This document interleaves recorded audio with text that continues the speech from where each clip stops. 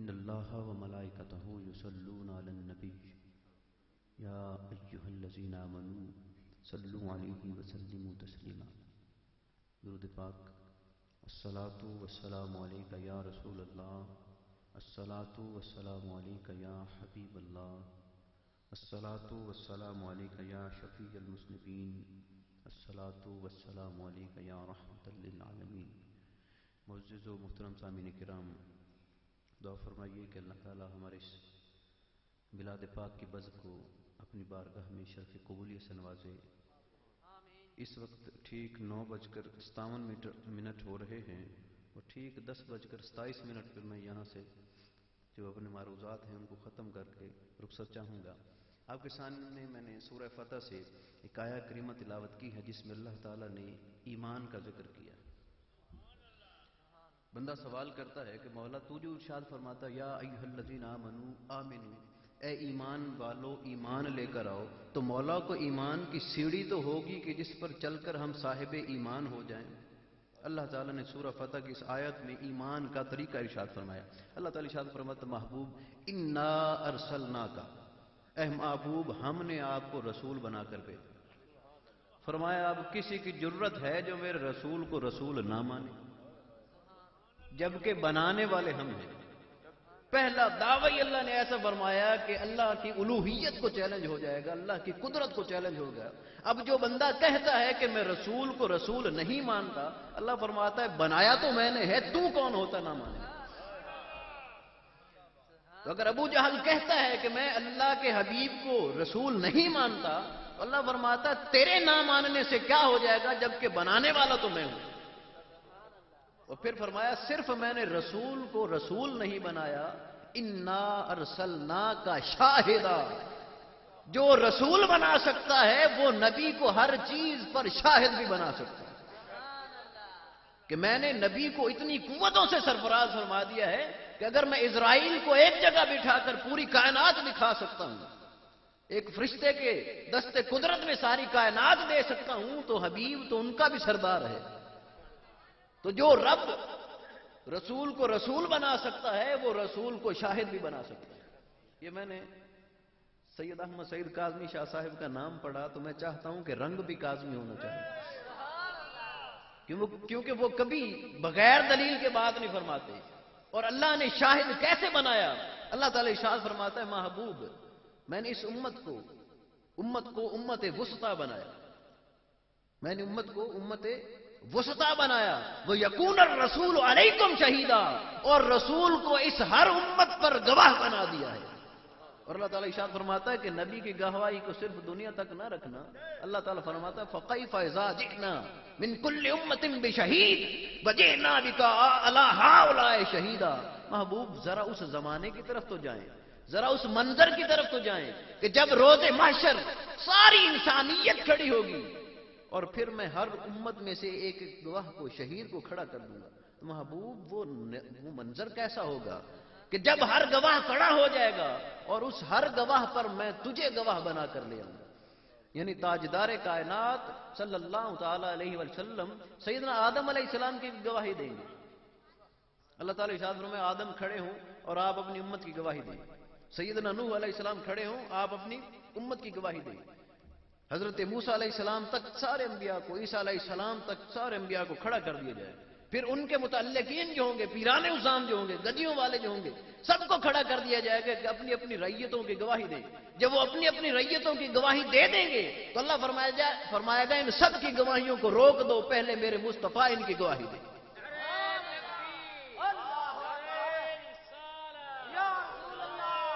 اب ذرا ایمان سے کہہ دیں کہ اگر حضور اکرم صلی اللہ تعالی علیہ وسلم بعد میں پیدا ہو رہے ہیں تو سیدنا آدم کی گواہی کیسے دیں گے؟ سیدنا آدم کی گواہی کیسے دیں گے؟ اور اگر حضور وصال فرما چکے ہیں تو پھر قیامت کے روز ایک دن پہلے آنے والے بندے کی گواہی حضور کیسے دیں گے؟ اور گواہی بھی عام نہیں ہوگی، ایمان کی گواہی ہوگی۔ اور اللہ فرما رہا ہے کہ میں گواہ بناؤں گا محبوب آپ کو۔ تو محبوب وہاں یہ نہیں فرمائیں گے مولا مجھے کیا پتا میرا آخر امتی صاحب ایمان تھا کہ نہ تھا۔ اللہ فرما رہا ہے کہ جس نے نبی بنایا ہے اس نے گواہ بھی بنایا۔ آپ یہ بتا دیں کہ آپ سارے لوگ آپریشن کر لیں گے؟ کون کرتا آپریشن؟ डॉक्टर करता है ना, तो डॉक्टर को ऑपरेशन करने की कुव्वत किसने अता फरमाई? अब अगर सारे इंसान बराबर हैं तो फिर डॉक्टर हमसे जुदा कैसे हो गया? अगर सारे इंसान बराबर हैं तो फिर इंजीनियर हमसे जुदा कैसे हो गया? अल्लाह ने फरमाया जो डॉक्टर को तुमसे जुदा कर सकता है वो मुस्तफा को भी तुमसे जुदा। नारे तकबीर, मोहब्बत से हाथ उठा के नारे रिसालत सैयदी मुर्शदी, नारे हैदरी, उलमा अहले सुन्नत। बंदा पूछता है मौला मैं ईमान वाला कैसे बनूंगा? अल्लाह फरमाता पहले तो मेरे नबी को रसूल मान। मौला फिर फरमाया फिर मेरे नबी को शाहिद मान। अब बंदों के ज़हन में ये जाता है कि नबी को शाहिद कैसे मान ले, नबी को हाजिर नाजिर कैसे मान ले? अल्लाह फरमाता है बनाया जो मैंने है तो तुझे मानना पड़ेगा। अगर नहीं मानता तो मेरी कुदरत को चैलेंज करता है कि अल्लाह शायद बना भी नहीं सकता, नऊज़ुबिल्लाह मिन ज़ालिक। तो अल्लाह फरमाता है जब मैंने बनाया है, जब मैं कह रहा हूं कि मेरा नबी शाहिद है तो फिर मेरे कहने से मानो। मौला शाहिद मान लिया, तेरे नबी को रसूल मान लिया, अल्लाह फरमाता है क्या फिर ईमान का मेरा कामिल हो गया? अल्लाह फरमाता है अभी ईमान कामिल नहीं हुआ। इन्ना अरसलना का शाहिदम व मुबश्शिरम, मैंने बशारत देने वाला भी बनाया है कि नबी जमीन पर बैठे होते हैं और लोगों की जन्नतों की बशारतें अता फरमा रहे हो। कि जैसे एक दफा सरकार दो आलम सल्लल्लाहु ताला अलैहि वसल्लम की बज़्म नाज सजी है और एक सहाबी रसूल गुजर रहे और सर पर कपड़ा है। सरकार ने फरमाया वो जो शख्स जा रहे हैं ये जन्नती है। अब किसको पता कि जो कौन जन्नती होता है? लोग कहते हैं नबी को पता नहीं चलता। अब सरकार को कैसे पता चला कि वो जन्नती हैं? एक सहाबी उठे और भागकर हुजूर के पास गए। वो जो सहाबी रसूल जा रहे थे उनके पास गए और जाकर उनका नकाब उल्टा तो सैयदना उस्मान गनी निकले। मुंह इधर करके कहते हैं हुजूर ये तो उस्मान गनी है। सरकार ने फरमाया इन्हीं के लिए तो कह रहा था, इन्हीं के लिए तो कह रहा था। तो हुजूर बशारतें भी सुनाते हैं और फिर फरमाया कि हमने हुजूर को नजीर भी बनाकर भेजा है कि हुजूर डर सुनाने वाले भी हैं। हुजूर डर सुनाने वाले भी हैं कि जो गुनहगार होगा, जो खताकार होगा, उसको अल्लाह की नाराजगी का भी बताएंगे। मौला हमने तुझ पर ईमान का पूछा था, हमने तुझ पर ईमान का पूछा था, तूने नबी के ईमान की बातें छेड़ दी। अल्लाह फरमाता ईमान की तरतीब यही है, ईमान की तरतीब ही यही है कि पहले मेरे नबी को रसूल मानो, फिर उनको शाहिद मानो, फिर उनको मुबश्शिर मानो, फिर उनको नजीर मानो। मौला क्यों? अल्लाह फरमाता लितुमिनु बिल्लाही, ताकि तुम्हारा अल्लाह पर ईमान कायम हो जाए।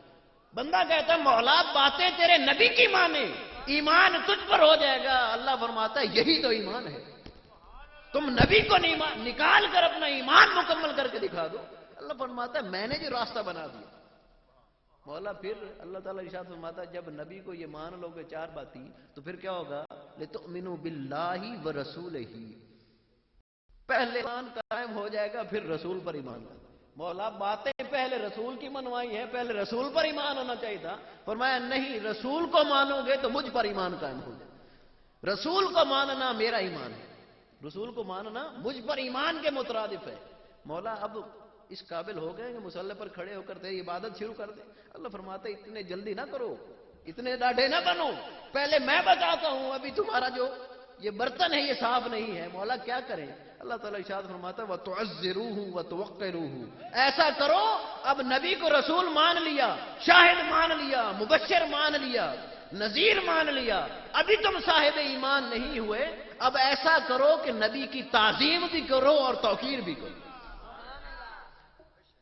अब बाज़ लोग ये कहते हैं कि नबी की ताजीम करोगे तो अल्लाह नाराज हो जाएगा, तो ये तो अल्लाह खुद फरमा रहा है कि नबी की ताजीम भी करो और तौकीर भी करो। तो जब वो नाराज होने वाला जिसके लिए कहा जाता है कि अगर तुम नबी की ताजीम करोगे तो वो नाराज हो जाएगा, वो फरमा रहा है कि नबी की ताजीम भी करियो और तौकीर भी करो।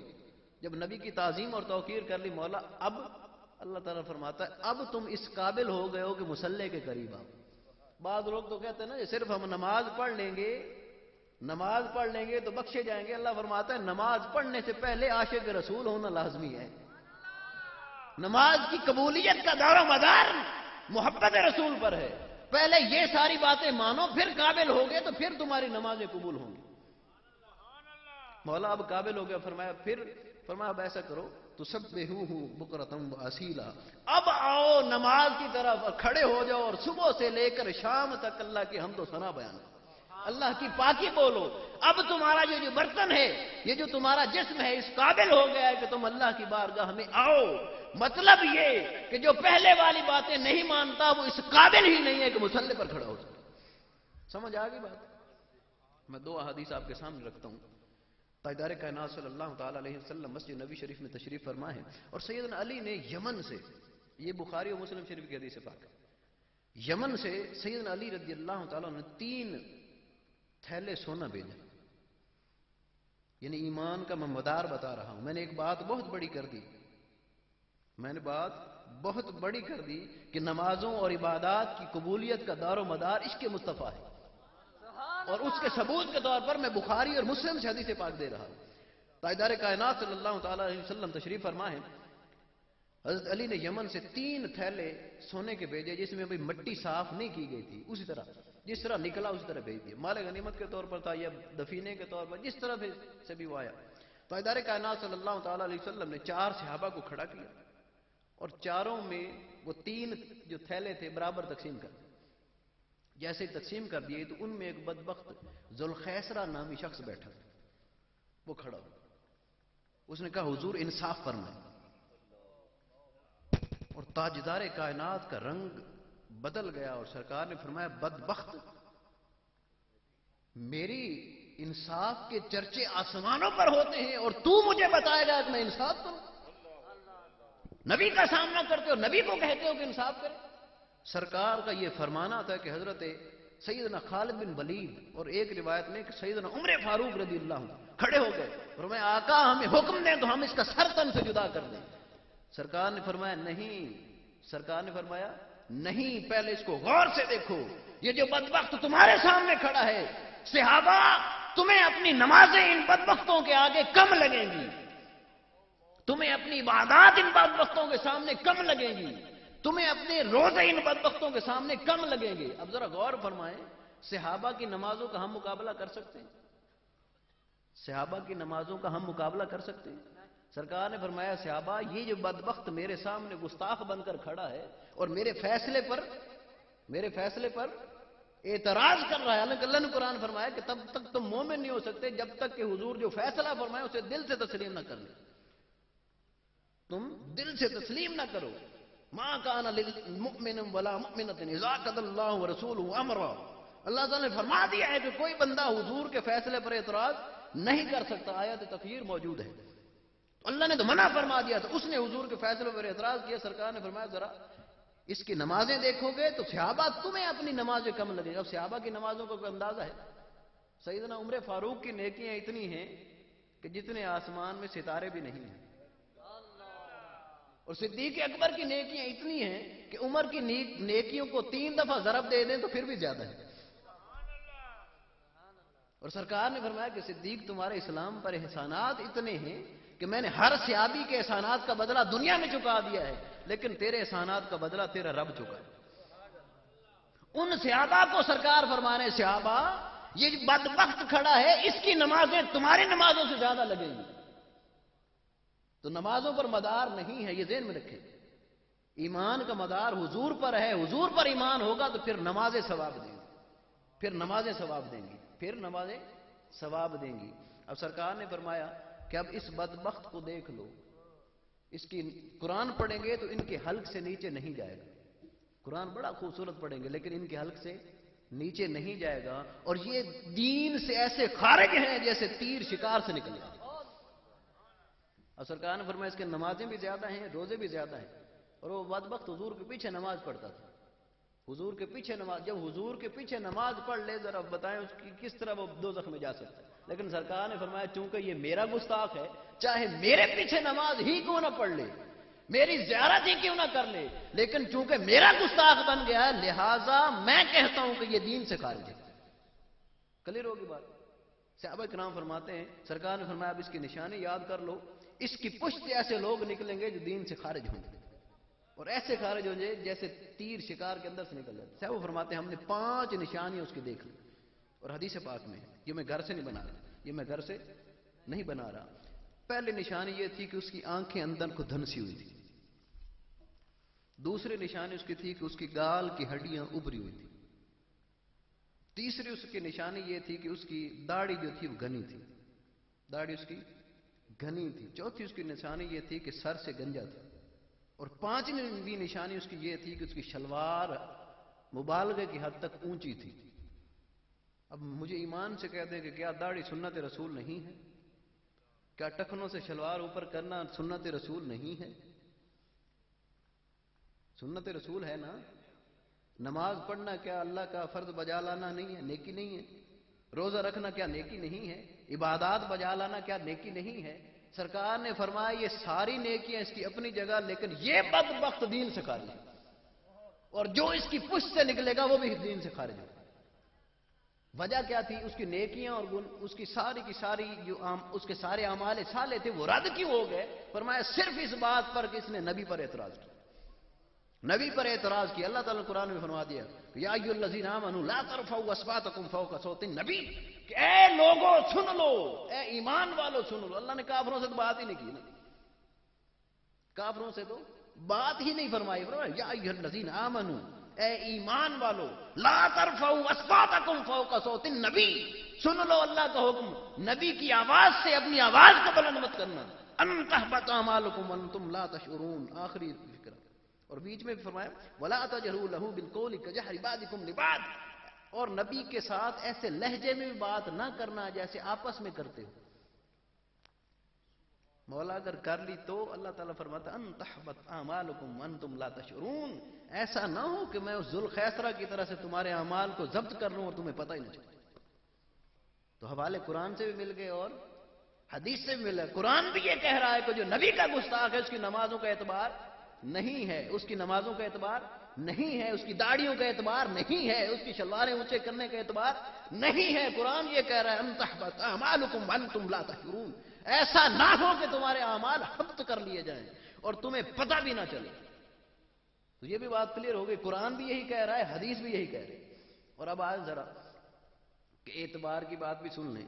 تاجدار کائنات صلی اللہ تعالی علیہ وسلم کے پاس ایک صحابی رسول آ گئے، یہ بھی بخاری شریف کی حدیث سے بات، یہ بھی بخاری شریف کی حدیث سے بات۔ صحابی رسول حضرت سیدنا عبداللہ ان کا نام ہے، اور وہ حضور کے پاس آئے اور آ کر بیٹھ گئے اور آ کر کہتے ہیں کہ حضور میں نے شراب پی ہے۔ پکڑے گئے، شراب پی ہے۔ صحابہ نے بھی گواہی دے دی، سرکار نے ان کو حد لگا دی، سزا پا گئے، توبہ کر لی، توبہ کر لی کہ حضور آج کے بعد شراب نہیں پیوں گا، شراب حرام ہے، کر بیٹھا ہوں لیکن معافی فرما۔ توبہ ہو گئی، ان کو سزا مل گئی۔ چند مہینے گزرے تو پھر پی لی، پھر پکڑے گئے، پھر سرکار کے پاس لائے گئے، پھر گواہیاں ہوئیں، پھر سرکار نے ان کو سزا تجویز فرما دی، پھر ان کو سزا ملی، پھر توبہ کی۔ چند مہینے گزرے تو پھر پی، پھر پکڑے گئے، پھر صحابہ نے گواہیاں دی کہ انہوں نے شراب پی ہے۔ جب پھر پکڑے گئے تو پھر آقا کریم کی بارگاہ میں لائے گئے، پھر سرکار نے گواہیاں قبول فرمائیں اور ان کو پھر سزا دی۔ جب تیسری دفعہ ان کو سزا دی جا رہی تھی تو وہ کہتے ہیں حضور میں توبہ کرتا ہوں، میں توبہ کرتا ہوں۔ تو توبہ اللہ سے کر رہے تھے اور ساتھ مار کھا رہے تھے، سزا کھا رہے تھے۔ اسی دوران صحابہ نے دیکھا کہ یہ صحابی رسول کیسے ہیں کہ حرام چیز کرتے ہیں، ایک دفعہ کی، دوسری دفعہ کی تو باز آ جانا چاہیے۔ فرمایا اب مار کھاتے ہوئے روتے ہو؟ فرمایا تم پر لعنت ہو، تم پر اللہ کی لعنت ہو۔ صحابہ نعوذ باللہ من ذالک، ہم تو نہیں کہہ سکتے۔ صحابہ نے کہا کہ تم پر اللہ کی لعنت ہو کہ 3 دفعہ شراب پی چکے ہو اور پھر 3 دفعہ توبہ توڑ دی ہے اور حضور کے سامنے آ جاتے ہو۔ سرکار اندر مسجد نبی شریف میں سن رہے ہیں، سرکار نے فرمایا صحابہ اس پر لعنت نہ کرو۔ صحابہ رک گئے، فرمایا حضور کیوں نہ کریں؟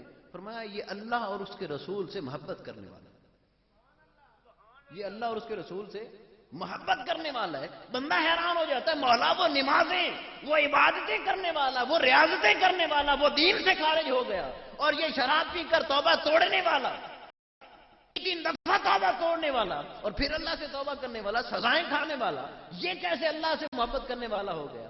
تو حدیث پاک اس کا جواب دیتی ہے کہ سیدنا عبداللہ رضی اللہ تعالیٰ عنہ کا فعل یہ تھا، اس کے بعد انہوں نے سچی توبہ کی اور اس کے بعد کبھی شراب نہیں پی، اس کو حرام جانتے تھے۔ اور یہ بھی مسئلہ سمجھ لیں کہ اس حدیث سے کوئی یہ نہ نکال لے کہ شراب پاک ہے، شراب حرام ہے، حرام ہے، حرام ہے۔ وہ ان کی غلطی تھی، انہوں نے توبہ کی، انہوں نے توبہ فرمائی۔ تو شراب اسلام میں حرام ہے، شراب اور اس کے ساتھ جو بھی چیز نشہ دینے والی، چاہے وہ افیون ہو، چاہے وہ ہیروئن ہو، چاہے وہ چرس ہو، جو بھی چیز نشہ دینے والی ہے وہ شراب کے حکم میں آتی ہے. تو ہر چیز حرام ہے اسلام میں. جو اس پر ان کام پہ لگا ہوا ہے تو وہ حرام کا مرتکب ہو رہا ہے. تو جو اللہ کی راستوں کو پار کرتا ہے تو پھر اللہ کی رحمت کا وہ امیدوار نہیں ہوتا. اب اس کا عمل یہ سنیے کہ جب تاجدار کائنات صلی اللہ تعالی علیہ وسلم مسجد نبی شریف میں بیٹھے ہوتے، ایک صحابی آتے اور آ کر حضور کو اپنا دکھڑا سناتے، سرکار کا دل رنجیدہ ہو جاتا. دوسرے صحابی آتے، وہ آ کر حضور کو دکھڑا سناتے، حضور کا دل اور مغموم ہو جاتا. اور کیفیت یہ ہوتی مسجد نبوی شریف میں، وہاں جہاد والے بیٹھے ہوتے جہاد کی باتیں کر رہے ہوتے، وہاں زکوٰۃ والے بیٹھے ہوتے زکوٰۃ کی باتیں کر رہے، وہاں پولیس والے بیٹھے ہوتے پولیس کی بات. یعنی نظام جو مسجد میں تھا، پوری پارلیمنٹ وہیں پر موجود ہوتی تھی، تو ہر بندہ اپنی اپنی ذمہ داریوں پر لگا ہوتا. کوئی خزانے کی بات کر رہا ہوتا، کوئی جہاد کی بات کر رہا ہوتا، کوئی مال غنیمت کی بات. یہ نظام کو چلایا جا رہا تھا مسجد نبوی شریف میں. اور وہ صحابی رسول جو حضرت عبداللہ تھے، جنہوں نے 3 دفعہ مار کھائی، وہ کیا کرتے؟ صبح نہاتے، نماز پڑھتے آ کر حضور کے پہلو میں بیٹھ جاتے اور یوں بیٹھے رہتے. سارا دن ان کا کام یہ ہوتا، کوئی جہاد میں مگن ہے، کوئی کسی چیز میں، کوئی کسی چیز میں. وہ آتے صرف حضور کے پاس آ کر بیٹھتے. جب بیٹھ جاتے، وہ 1 صحابی آتے، 2 صحابی آتے، 3 صحابی ہوتے، 5 6 7. جب 6 7 صحابہ حضور کو غمگین کر کے چلے جاتے تو وہ صحابی رسول بیٹھے رہتے اور دیکھتے کہ اب سرکار جو ہے وہ غمگین ہو گئے، آپ کا دل رنجیدہ ہو گیا امت کے غم میں. تو جیسے ہی وہ دیکھتے اور نوٹ کرتے تو وہ لطیفہ سنا دیتے، وہ لطیفہ سنا دیتے. اور تاجدار کائنات صلی اللہ تعالی علیہ وآلہ وسلم مسکرانے لگ جاتے. پھر 5 6 بندے آتے، پھر وہ غم زدہ باتیں سناتے، حضور میرے ساتھ یہ ہو گیا، میرے ساتھ یہ ہو گیا، میرے ساتھ یہ ہو گیا. جیسے ہمارے کو پیر صاحب آ جائیں تو مرید آ جاتے، حضور میرے ساتھ یہ تکلیف ہے. کسی کو نہیں بتاتے لیکن اپنے پیر صاحب کو بتا دیتے. تو جو امتی تھے وہ حضور کے سامنے بیٹھتے تو کسی کو جو رنج بتانے والا نہ ہوتا وہ آقا سے آ کر شیئر کرتے، آقا کو بتاتے. تو تاجدار کائنات صلی اللہ تعالی علیہ وسلم ان کی باتیں سنتے اور مغموم ہو جاتے. تو پھر وہ لطیفہ سنا دیتے، پھر حضور خوش ہو جاتے. تو کسی کی ڈیوٹی جہاد پر تھی، کسی کی کسی پر، لیکن ان صحابی نے اپنی ڈیوٹی یہ لگائی ہوئی تھی کہ میں صرف آقا کو خوش کروں، کہ تمہیں جہاد مبارک، تمہیں زکوٰۃ کا نظام چلانا مبارک، تمہیں فلاں نظام چلانا مبارک. مجھے یہ نظام مصطفیٰ یہ ہے کہ میں سرکار کا درباری لطیفہ خواہ ہوں، کہ جب سرکار کا دل مغموم ہوتا ہے تو میں سرکار کو لطیفہ سنا کر سرکار کے دل کو باغ باغ کر دیتا ہوں.